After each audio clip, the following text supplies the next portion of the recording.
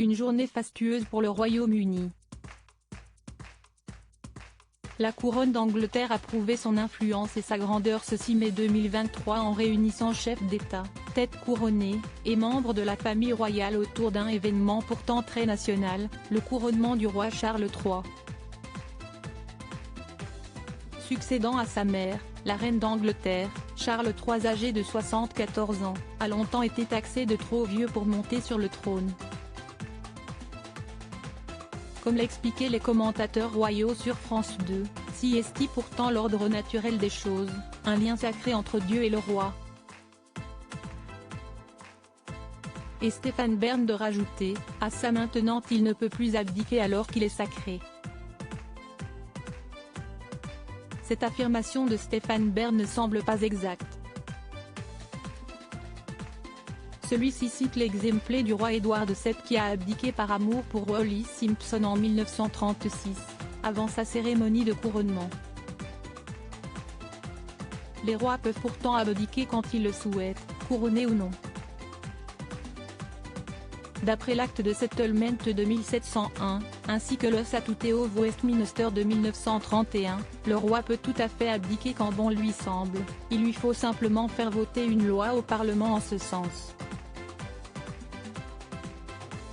L'abdication d'Édouard VII n'a pas laissé un bon souvenir à la famille royale, et il est pour l'instant hors de question pour Charles III d'y penser. Couronnement de Charles III, la famille royale réunie, le prince Harry seul à l'abbaye de Westminster. Charles III avait pensé à se retirer de la firme. Charles III a vu la couronne de Saint-Édouard se poser sur sa tête ce matin, mais il fut un temps où, lui aussi tout comme son fils Harry, s'était senti prisonnier de la firme. À l'âge de 21 ans, Charles était présenté au public comme un fringant héritier, fier de sa position.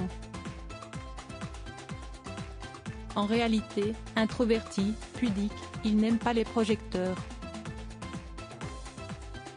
Comme le raconte The Real Crown, Inside the House of Windsor, documentaire diffusé sur ITV en avril dernier, le roi Charles III a alors pensé à laisser tomber ses fonctions et partir vivre à l'étranger. Il est allé rendre visite à son grand-oncle Édouard VII à Paris en 1970 et en est revenu certain qu'il ne voulait pas de la même vie que celui qui avait abdiqué par amour en 1936. Suivez en direct le couronnement de Charles III et de Camilla en direct toute la journée sur Gala. FR, via notre live.